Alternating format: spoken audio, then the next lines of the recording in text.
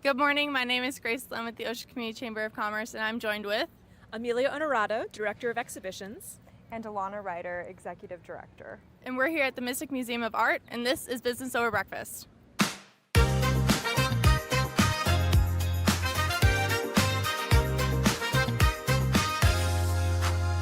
Get out of bed, the business is calling, the coffee is ready.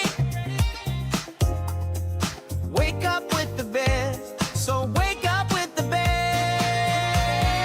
Business over breakfast with the Ocean Community. Business over breakfast with the Ocean Community.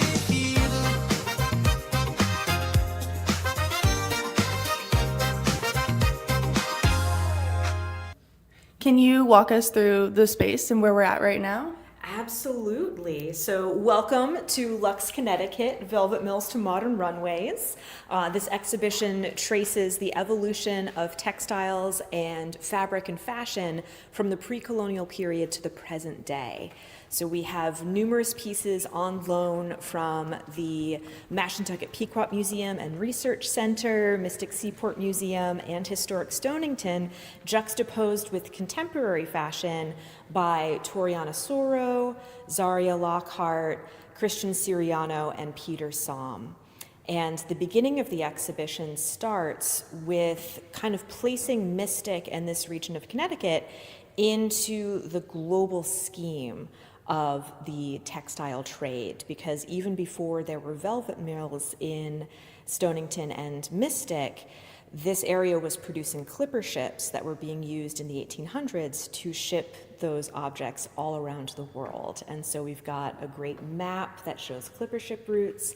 We have objects that were part of that global trade, including sewing kits from China or inspired by China and Japan, and then going into kind of the history and techniques that were being used hundreds of years ago with embroidery, bead embroidery, applique, quilt making, accessorizing, and also the modernization and mechanization of equipment, including looms and sewing machines. How long is this exhibit running for? Until October 11th. Okay, So awesome. Plenty of time for school to start and other groups to visit. Yeah, and then you wanted to tell us a little bit about what's going on behind us? Yes, for sure. So this is the section of Lux, Connecticut, where we have lots of material about the two velvet companies that we're diving deep into. So the Rossi Velvet Company is over here, and American Velvet Company is this way. And one was in Stonington, and the other was in Mystic. And you might notice that there are these very decorative shapes on the green wall behind us, and that references the architecture of both of these velvet companies. So the Mystic Seaport now uses the Rossi Velvet Company for collection storage and other purposes, but it has this kind of tiered, almost cake-like top here. And then this sawtooth roof line was used to maximize daylight during hours when workers were doing multiple shifts at this company. And in between these photographs and ledger books, also material like these shuttle looms here, we have Zendaya, which is designed by Christian Siriano. And this whole exhibition has mannequins, really. It's punctuated by these 22 mannequins that feature really remarkable looks by the four designers that we mentioned. So as you go throughout Lux, Connecticut, we talk a lot about how different types of fabrics were made, how different types of garments were constructed. But once you have the dress that you want to wear, what pulls the whole outfit together is the accessories. And so in this section of the exhibition, we juxtapose some historic examples of bags and purses with contemporary ones designed by Zaria Lockhart. And one of my favorites, everything's my favorite in the exhibition, but certainly one of the oldest objects on display is this finger woven pouch on loan from the Mashantucket Pequot Museum and Research Center, which dates back to the 1700s. and shows this great cultural trade between the indigenous Mashantucket Pequot population and the English settlers who were arriving in this area, because we've got white glass beads juxtaposed with white beads that were made from porcupine quills. So this great blending of new materials and traditional ones. Well, down this ramp, we have a number of ads from American velvet companies, Boulevard Velvet, and these are largely from the 50s to 70s. Some people say that Twiggy or a Twiggy doppelganger is here, but it's an incredible showcase of the ways that velvet were really common for special occasions, and even some more casual outfits. Who curates this exhibit? Yes, so we have a 3-person curatorial team. So Amelia, Cara Lapalato, and I are part of that. So it's very collaborative. Yeah. How did you guys decide that this was the exhibit you wanted to go with? So the evolution of this exhibition was actually kind of interesting. I can even hold this so you don't have to stand there like that. The collaboration was really lovely. This all came about very quickly. There was something else that was in place for the summer that through a series of circumstances was no longer viable. And so we knew that we wanted to eventually have a quilt exhibition again. We've had those in the past. They've been very popular. And then as we were talking to quilters, we got in touch with embroiderers, and then we reached out to Historic Stonington, who recommended reaching out to someone who recommended someone who recommended someone. And so it ended up being this really wonderful, supportive environment where, like the Mystic Seaport Museum, not only let us borrow historic objects and photographic reproductions, but also display cases. And all of the mannequins that you see throughout the exhibition are donated either by RISD's Fashion School or by the Newport Preservation Society. And so it's just everyone kind of coming together and making suggestions and making recommendations. And then Alana, when she started here in December, was like, what if we reached out to contemporary fashion designers? So originally it was going to have a much more historical bent to it. And this actually enriched it and enlivened it even more to show that fashion and garments connect us across cultures and times and continents and oceans. And the more things change, the more they stay the same. It's been fun giving tours of this exhibition because people might look at a historic object that's 200 years old and think it's more modern than the modern counterpart that is on display next to it. And so, like, fashion trends change, but they are still part of who we are and how we express ourselves. So there's some interesting wallpaper up in this room. If you want to tell us a little bit more about it. Oh, sure. Well, it does look like wallpaper from far away. It's actually fashion designs from our visitors to the museum since we opened on June 26th.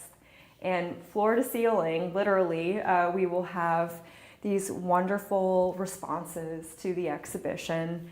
Some of the designers also actually left us a couple. There are 3 from Christian Siriano and 1 from Toriana Soro up there. But essentially, museums can often be a place where there are a lot of rules, no touching, no running, all of that. But this is really a space that's almost always devoted to making art, which is, I think, very important for us because we have a lot of young people in our midst too. There are some campers outside right now, but it's great to have a place where we can capture and keep these for our archive, in fact. So we do have a whole section in Lux, Connecticut that's dedicated to exploring upcycling and the reuse of fabrics, which is becoming more and more popular amongst contemporary designers like Toriana Soro, who almost exclusively work from deconstructed, previously existing garments that are recycled and dismantled and turned into something new. But that is not a new idea. So behind me is a quilt on loan from Historic Stonington. It was made in around the 1870s, probably after 1872, because all of the fabric was salvaged from a shipwreck that washed ashore on Stonington Point. And Historic Stonington believes that shipwreck was the Metis, which sank off of Block Island in a storm in 1872. So Louise Thayer, the artist, and her mother salvaged all that fabric, cleaned it, cut it up, turned it into a beautiful quilt that is a very traditional New England pattern called Ocean Waves. So again, this is about 200 years old. Next to it is a contemporary version that was created in 2017 by an artist named Kate Themmel, who's a member of the Studio Art Quilt Associates here in Connecticut. The title is Transformation, so it's about a monarch caterpillar turning into a chrysalis to become a butterfly, and that title and theme is really good for the materials involved because all of the silk used in the construction of this quilt were remnants from silk neckties. And so if you look really closely, you can see all of the really lovely patterns. There are some great raccoons and sheep and roosters. There's a little ice fishing man. Very popular with our summer campers, looking at all of those things. And we also do have a touch point on the environmental legacy of fashion, and particularly the velvet mills here in Mystic, with objects that have been found in the river by a local historian named Mary Hendrickson, as well as recountings of prior to the mill closing in the 1950s, they were just dumping everything into the river, including dyes. And so there are stories of kids going swimming in the summertime and coming out of the river a different color than they came in, which ties in really nicely to the final room in our gallery, which has all 5 colors of the color palette, which were all inspired by historic velvet dyes.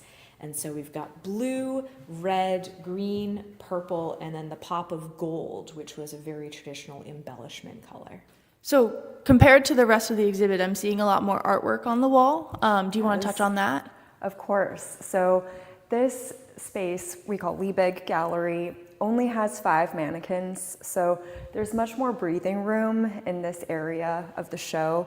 And I'd love to share more about Peter Som's works, which are to my left and right here.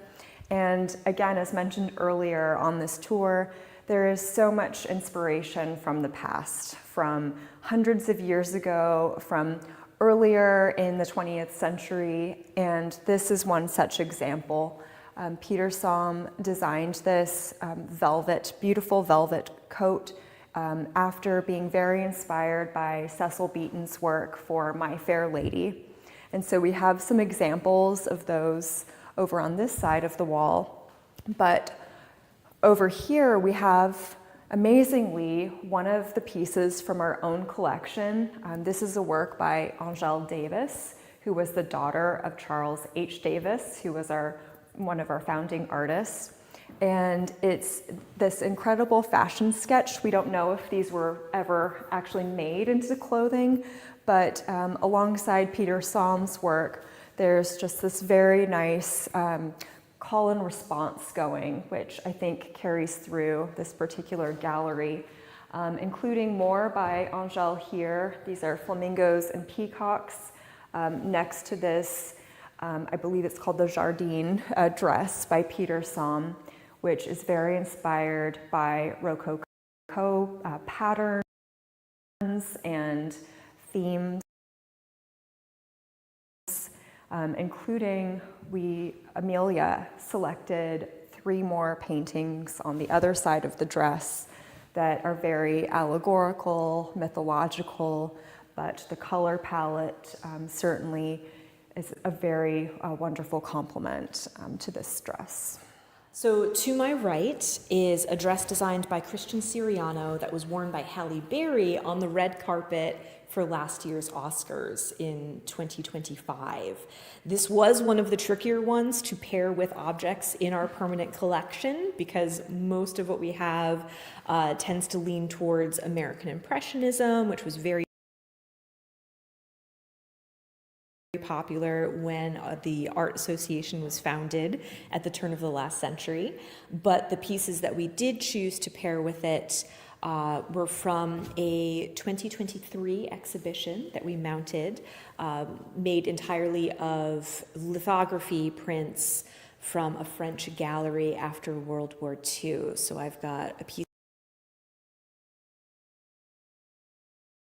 here by Paul Barry, two lovely geometric pieces by Pablo Palazuelo, which really complement the geometric design of these mirrored tiles in the Christian Siriano gown.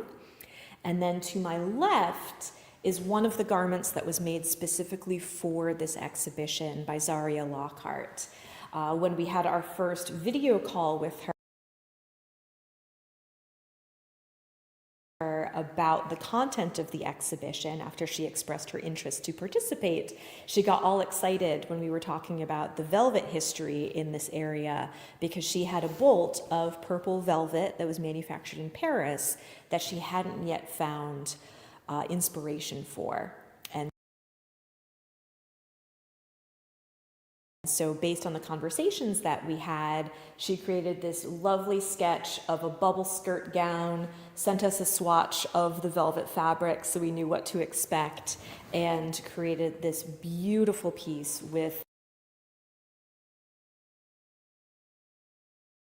a lot of those techniques that are explored earlier in the exhibition, including ruching and pleating and beadwork. And this one we paired with a watercolor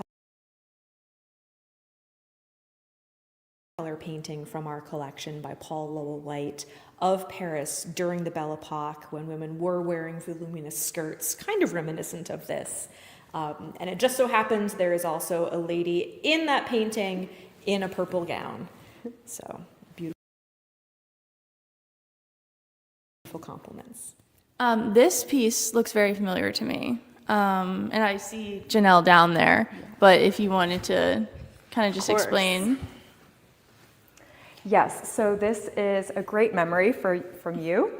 This was from 2019, and Janelle wore this dress at the Met Gala. The theme that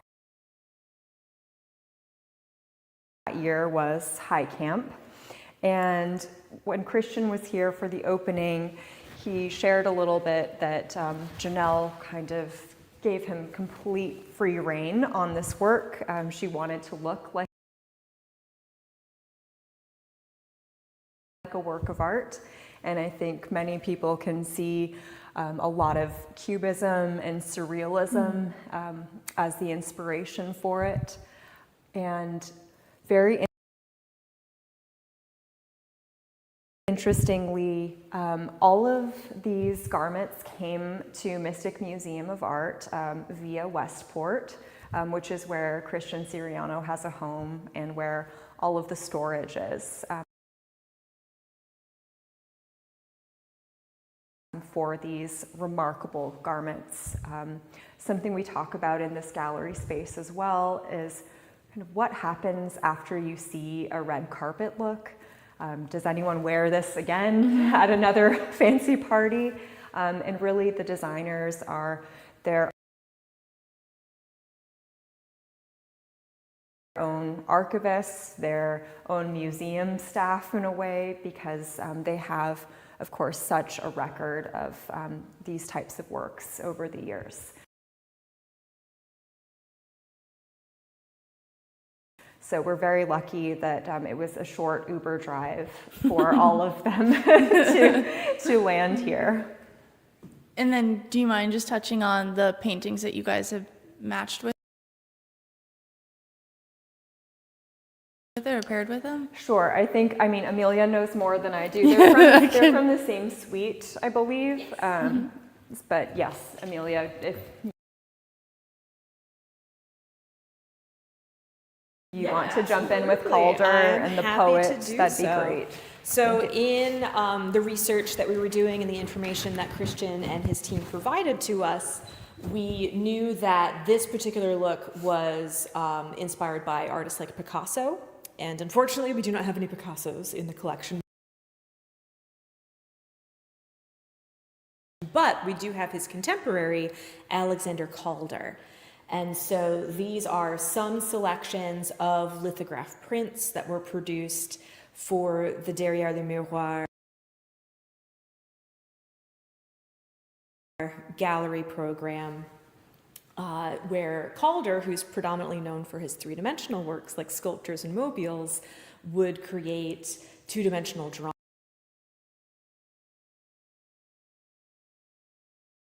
And one of my favorites is this one, which he did in partnership with a French poet named Jean Frémont.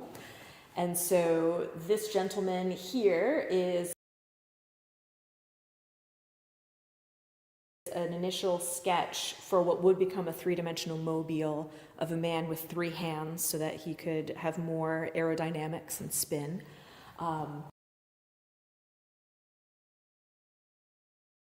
And then what was really cool about these gallery kept books is that they would very creatively combine images and text. And so you can see the end of this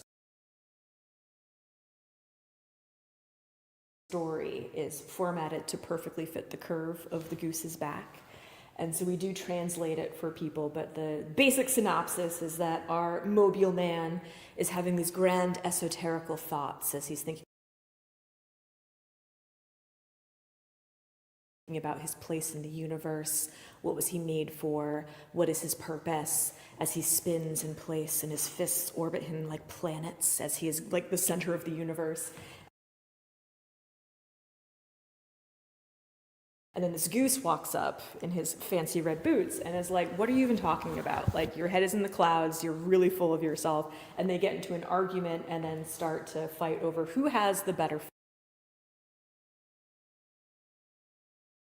fashion, whether it's the red underpants or the red boots. And so we thought this paired really nicely, both as a visual tie-in to the Janelle Monáe dress from that time period and art style, but also as it has that kind of cheeky nod to fashion. Thank you both for giving us a tour of the Mystic Museum of Art. When are you guys open? Like, what are your hours? So we are open daily from 11 to 5. Oh, sweet. And is that year-round or is it seasonal? Well, we do have some closures for deinstallation and putting up new exhibitions, but largely year-round. Awesome. And then I know you touched on the summer camp that's out here. Do you have any other programs going on? Oh, we absolutely do. So we have a speaker series that's running throughout the run of the exhibition. The next event is on July 21st when we have Chelsea Mitchell from Historic Stonington to talk about immigration and industry when it comes to the local velvet mills and how they affected the local economy. But we also have guest speakers from the Mashantucket Pequot Museum, the Seaport Museum, and there's also a whole suite of workshops inspired by the exhibition that will run in the studios on Saturdays beginning in September. So that includes printing on fabric. We've got an intro to sewing class, costume jewelry. There's a lot of really cool stuff that you can find on our website. And what is your website? It is very easy. It is www.mysticmuseumofart.org. Awesome. And then on this area back here, on August 1st through September 13th, Denizens of the Deep. This is one of our locations. There's going to be a small pod of whales, mermaids, and sharks here. So definitely come visit the exhibit, come visit the Denizens. And where can people find you on social media? We're on Facebook and Instagram. Okay, sweet. Thank you both again. Once again, we are at the Mystic Museum of Art. You can visit them at mysticmuseumofart.org or their phone number, which is 860-536-7601. And stop by, visit the exhibit through October 11th. October 11th.